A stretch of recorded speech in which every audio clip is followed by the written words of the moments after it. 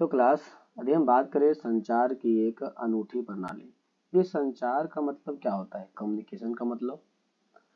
तो जब हम बात करते हैं कम्युनिकेशन के बारे में, तो कम्युनिकेशन का मतलब ही होता है जिसमें किसी एक व्यक्ति को किसी दूसरे व्यक्ति के साथ जोड़ दिया जाए। यदि हम इसको जोड़ देते हैं तो यही कम्युनिकेशन होता है। तो जोड़ने के लिए पहले के एशियन टाइम में हमारे पास किसी भी टाइप का फ़ोन तो था नहीं, ना ही हमारे पास सेल फोन था, ना ही हमारे पास इंटरनेट था। तो लोग पहले के टाइम में एक दूसरे को जोड़ने के लिए कई प्रकार के कम्युनिकेशन सिस्टम का इस्तेमाल किया करते थे। इसके बारे में इब्न बतूता ने अपनी किताब रिहला में विस्तार से बताने का काम किया है। तो उसने क्या बताया है, आइए देखते हैं। कहता है कि व्यापारियों को प्रोत्साहित करने के लिए, जो ट्रेड हुआ करते थे उनको और अच्छा बेहतर करने के लिए राज्य के द्वारा एक विशेष उपाय किया गया। लगभग सभी व्यापारी मार्गों पर सराय और विश्राम गृह स्थापित किए गए। देखो ध्यान देना, यहाँ पर दो शब्द इस्तेमाल किया गया है, सराय और विश्राम गृह। सराय और विश्राम गृह का मतलब एक ही होता है, इसको हम कहते हैं गेस्ट हाउस कहते हैं, जहाँ पर लोग आराम करने के लिए रुकते हैं। तो ऐसे चीजों को बनाया गया, किसके द्वारा? तो मुगलों के द्वारा बड़े स्केल पर बनाया गया।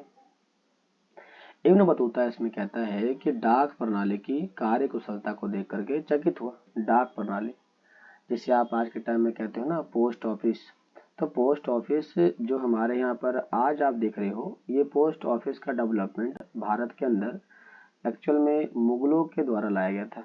मुगलों के द्वारा लाया गया था। इसमें व्यापारियों के लिए, जब ये व्यापारी ट्रेड किया करते थे तो उनके लिए ना केवल लंबी दूरी तक सूचना भेजना, उधर प्रेषित करना संभव हुआ, बल्कि अल्प सूचना पर माल भेजना भी चालू हो चुका था। इसका मतलब समझते हैं क्या कहता है। इसका मतलब कहता है कि यदि आप ए और बी, थोड़ा मैं इसे रफ करता हूँ और फिर मैं आगे और बताने का काम करता हूँ। जैसे कि मान लिया जाए ए के पर्सन ए है और दूसरा पर्सन यहाँ पर बी खड़ा है। इसको यहाँ पर जाने में कई हजार किलोमीटर का समय लगता है, मतलब 1000 किलोमीटर का डिस्टेंस है। तो जब यहाँ पर डाक सिस्टम अर्थात पोस्ट सिस्टम इस्टेब्लिश किया गया, तो इस सिस्टम के इस्टेब्लिश हो जाने के बाद यहाँ से यहाँ तक, मतलब पॉइंट ए से पॉइंट बी तक किसी भी इंफॉर्मेशन को भेजना आसान हो गया और यहाँ से इंफॉर्मेशन को मंगाना भी आसान हो गया। इसके साथ साथ हम केवल इंफॉर्मेशन ही नहीं भेजते थे, इंफॉर्मेशन के साथ साथ जो गुड्स की नीड थी, हमने उस गुड्स की नीड को भी पूरा करने का काम चालू किया था। लेकिन ये कब होता है? जब यहाँ पर डाक प्रणाली अर्थात यहाँ पर ट्रेडिंग सिस्टम काफी ज्यादा डेवलप हो जाता है। आगे देखिए कहता है क्या, आगे कहता है कि डाक प्रणाली इतनी कुशल थी कि जहाँ सिंध से दिल्ली की यात्रा मात्र 50 दिन लगते थे। सिंध से दिल्ली, अब आपको पता है सिंध कहाँ पर है? सिंध जो आपका इंडस रिवर है, इंडस रिवर से आपको दिल्ली आने तक पहले के टाइम में आपको कितना समय लगता था? तो पहले के टाइम में आपको आने में लगभग 50 दिनों का समय लग जाया करता था। हाँ हाँ, तो वही कहता है कि गुप्तचर, गुप्तचर का मतलब होता है जो अपने सिक्योरिटी को जनता तक पहुंचाए या फिर राजा तक पहुंचाने का काम करे। ऐसे गुप्तचरों की खबरों को सुल्तान तक पहुंचाने के लिए डाक सिस्टम का इस्तेमाल किया गया। और इस सिस्टम में मतलब यदि गुप्तचर है तो गुप्तचर के सिस्टम को जल्दी से पहुंचाना पड़ता था। तो गुप्तचर को एक जगह से दूसरी जगह समय या फिर किसी भी इंफॉर्मेशन को पहुंचाने में जो समय लगा वो मात्र 5 दिन के आसपास लगा। 5 दिन मतलब ये हुआ, यदि आप ए से बी तक जाते हैं तो आपको यदि 1 महीने का समय लग रहा है, तो वही यदि गुप्तचर आएगा जो यहाँ के सिक्योरिटी के बारे में जानकारी रखता है, तो उसे यहाँ से यहाँ तक आने में मात्र 5 दिनों का समय लगेगा। मतलब कि यहाँ पर एक फास्ट ट्रेडिंग सिस्टम या कह सकते हो कम्युनिकेशन सिस्टम था, और दूसरा था यहाँ पर सबसे लो सिस्टम थी जो यहाँ के लोगों के लिए इस्तेमाल की जाती थी। यहाँ पे कहा जाता है घोड़े वाले और पैदल सैनिकों के बारे में बात की जाती है। तो हम देखेंगे कि घोड़े और पैदल सैनिक के बारे में क्या बताया गया है, आइए देखते हैं। कहता है भारत में 2 प्रकार की डाक व्यवस्थाएं थी, जिसमें से पहला है घोड़े वाली और जो दूसरा था हमारे पास वो था पैदल वाली थी। कहता है जो घोड़े वाली थी उसे हमने कहा था उलूक, कहा था उलूक। तो यहाँ पर आप समझिएगा, जो हमारे पास हॉर्स पोस्ट सिस्टम था, हॉर्स पोस्ट सिस्टम, इसे हमने कहा था उलुक कहा था। क्या कहा था? उलुक कहा था। थोड़ा आगे बढ़ते हैं। कहता है कि हर 4 मील की दूरी पर स्थापित राजकीय घोड़े के द्वारा संचालित हुआ करता था। अब ये जो उलुक होगा, अब ये उलुक यदि 4 किलोमीटर गया तो यहाँ से ये आदमी बदल जाएगा, फिर 4 किलोमीटर के लिए गया तो यहाँ से दूसरा आदमी बदल जाएगा। ऐसी व्यवस्थाएं हमें यहाँ पर बड़ी मात्रा में देखने को मिल जाती है। यहाँ कहता भी आगे, कहता है कि पैदल डाक व्यवस्था एक प्रति मील 3 अवस्थाओं में होते थे। मतलब यदि आपको 1 मील तय करना है, यदि यहाँ से लेकर के यहाँ तक 1 मील है, तो इसको यहाँ तक जाने में अर्थात 3 बार आपको चेंज करना पड़ेगा। हर कोई दूरी पर आपको चेंज करने वाला एक खड़ा रहेगा, जो आपके इन्फॉर्मेशन को लेकर के राजा तक पहुंचाने का काम चालू करता है। तो कहता है कि पैदल डाक व्यवस्था के प्रति 3 मील अवस्था, इसे पैदल या दावा भी कहा गया था। दावा। तो ध्यान देना क्लास, हमारे पास 2 तरह के कम्युनिकेशन सिस्टम थे। पहला था उलूक था और दूसरा था दावा। तो पहला उलूक हो गया, दूसरा हो गया दावा हो गया। जो मैंने अभी बात कही आपको दावा के बारे में, जो दावा है, दावा को पहुंचने में लगभग जो समय लगते थे वह 1 मील को पूरा करने के लिए इन्हें 3 मील पर हर घनी आबादी पर जाना पड़ता था। इसके लिए इनको जाने में समय लगते थे, लेकिन फिर भी ये दूसरों के मुकाबले फास्ट तरीके से इंफॉर्मेशन को राजा तक पहुंचा दिया करते थे। आबादी वाला एक गांव होता था जिसके बाहर 3 मंडप हुआ करते थे, जिसमें लोग कार्य आरंभ करने के लिए जाया करते थे। मतलब कोई भी चीज़ शुरुआत करते हैं तो कहते हैं ना, पूजा पाठ करना चाहिए, भगवान की आराधना करनी चाहिए। ये सारी जानकारी हमें इससे मिल जाती है। यहाँ पे कहते हैं उनमें से प्रत्येक के पास 2 हाथ लंबी एक छड़ होती है। 2 हाथ लंबी एक छड़, इसके ऊपर तांबे के घंटियां बजी होती है। जब संदेश वाहक शहर से यात्रा आरंभ करना चालू करता है तो एक साथ एक हाथ में पत्र और दूसरे हाथ में घंटियां सहित छड़ लिए वह क्षमता के अनुसार तेजी से भागता हुआ जाता है। जो भी व्यक्ति भगवान की आराधना करने के लिए या फिर जो भी व्यक्ति राजा के पास अपने इन्फॉर्मेशन को पहुंचाने के लिए ये काम करता था, उसे तेजी के साथ आगे भागना पड़ता था। कहता है इसके साथ साथ कि जब मंडप में बैठे लोग घंटियों की आवाज सुनते थे तो वह तैयार हो जाया करते थे, और जैसे ही संदेश वाहक उनके पास पहुंचता था उनसे वो पत्र लेते थे और पढ़ना चालू कर दिया करते थे।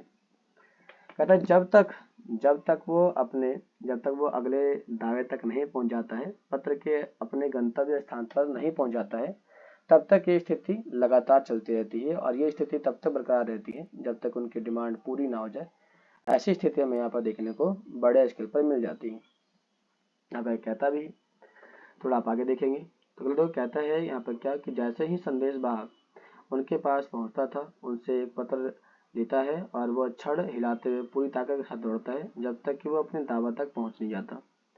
पत्र के अपने गंतव्य स्थान तक पहुंचने तक ही ये प्रक्रिया चलती रहती है। और ये पैदल डाक सिस्टम, जो पैदल लोग थे, ये पैदल डाक सिस्टम व्यवस्था डाक अर्थव्यवस्था से काफी तेज थी, क्योंकि घोड़ों से जाने में समस्या थी। क्योंकि जो घोड़े हुआ करते थे वो फसलों को चीर फाड़ के जाया करते थे, जिसके कारण बड़ी मात्रा में हानि हुआ करती थी। लेकिन आदमी को जाना आसान था, इसीलिए वो कहीं से भी निकल के आसानी से जा सकते थे। इसीलिए घोड़े को जाने में मात्र कम समय का समय लगा। प्रयोग अक्सर खुरासान के फलों के परिवहन के लिए हुआ करते थे, जिन्हें भारत में बहुत पसंद किया जाता था। मतलब कह सकते हो कि यहाँ पर जो इन्होंने आक्रमण किया था भारत की ओर, उनके आक्रमण का पहला हिस्सा यही था कि वो फलों के परिवहन के लिए यहाँ पर आए थे। और उनका मानना था कि यदि हम ज़्यादा से ज़्यादा मात्रा में उनको फल देंगे तो ऑटोमेटिक ही हमारे साथ युद्ध करने की संभावना खत्म हो जाएगी। इसलिए इनके साथ ऐसा प्रपंच रचाया गया और ऐसा इनके बारे में कहा गया। कोई डाउट क्लास में आते हो, समझ में आ रहा है आप लोग को? कुछ पूछना है किसी को यहाँ तक? इसमें थोड़ा दिया गया है साइड बॉक्स, थोड़ा सा इसको पढ़ लेते हैं। कहता है कि 1440 के दशक में लिखा गया अब्दुल रज्जाक का एक यात्रा वृत्तांत, जिसमें अब्दुल रज्जाक ने अपनी यात्रा के बारे में विस्तार से बताने का काम किया है। तो उन्होंने अपनी जो किताब में बताया है, अब्दुल रज्जाक ने जो अपनी किताब में एक्सप्लेन करने की बात कर देते हैं। आइए देखते हैं वो क्या कहते हैं अपनी किताब के बारे में। वो कहते हैं उनका वृत्तांत मतलब किताब संवेगों और अब बोधनों का एक रोचक मिश्रण है। मतलब कई सारी चीजों को मिला करके एक बनाया गया मिश्रण है। एक और केरल में कालीकट बंदरगाह पर उसने जो देखा उसे प्रशंसनीय नहीं माना। यहाँ तक कि लोग बसे हुए थे और जिनकी कल्पना भी मैंने नहीं की थी, इन लोगों को उसने एक विचित्र देश भेजा दिया और अपनी ताकत भारत यात्रा करने के लिए विवश कर दिया।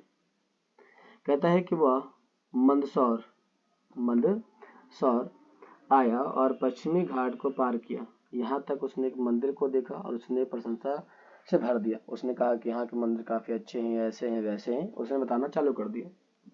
मंगलौर से 9 किलोमीटर दक्षिण की ओर मेन रोड पर एक पुल स्थान है, देख के जाइएगा। इसे पूरे विश्व में अनुकूल माना जाता है और ये वर्गाकार मतलब रेक्टेंगुलर शेप में है, जिसकी प्रत्येक भुजा लगभग 1 गज के आसपास हो सकती है। कहता है कि अमेरिका उच्च सॉरी कहता है कि राजा ऊंचाई 10 गज, ऊंचाई 5 गज थी और जो 4 द्वार मंडपों के द्वारा पूरी होती थी। थोड़ा सा को समझेंगे। अभी हम बात करते हैं राजा के दरबार के बारे में। तो राजा का जो दरबार हुआ करता था, दरबार में जो बैठने की गद्दी हुआ करती थी वो थोड़ी ऊंचाई पे बनाई जाती थी, जिसमें कहता है कि प्रत्येक भुजा का लगभग 10 गज, ऊंचाई 5 गज थी और जो 4 द्वार मंडपों के साथ पूरी तरह से ढले हुए कांसे के रूप में दिखाई पड़ जाते हैं। मतलब आपने देखा होगा कि प्राचीन टाइम में और जो धनी लोग होते हैं वो पूजा पाठ करने के लिए ट्रेडिशनल मेथड का इस्तेमाल करते हैं, जिसमें वो क्या करते हैं, उसको मंडप बनाते हैं, पूजा पाठ करने की विधि दिखाते हैं और फिर उसका पूजा पाठ संपन्न कराया जाता है। कहता है प्रवेश द्वार मंडप में सोने की बनी एक मूर्ति थी जो मानव आकृति जैसी तथा आत्मकथ थी, मतलब कि उसी की तरह दिखने को लग जाती है, जिसकी दोनों आंखों में काले रंग के मणिक इतनी चतुराई से लगाए गए थे। मणिक का मतलब होता है पत्थर। प्रतीत होता है कि मानो वो देख सकती है। और इस शिल्प और कारीगरों के क्या कहने हैं, इसके बारे में बताया गया। मतलब कि यहाँ के जो लोग हुआ करते थे कारीगर, वो काफी ज़्यादा इफिशियंट हुआ करते थे और अच्छे वर्कर हुआ करते थे, जिसके कारण इनकी वाहवाही हर जगह की जाती है और आज भी हमें देखने को मिल जाता है। कोई डाउट यहाँ तक क्लास आप लोग को समझ आ रहा है? कोई पूछना है आपको यहाँ तक? एक बार अपनी किताब उठा के पढ़ लो, अगर कोई डाउट आता है पूछ लो, फिर आगे बढ़ते हैं।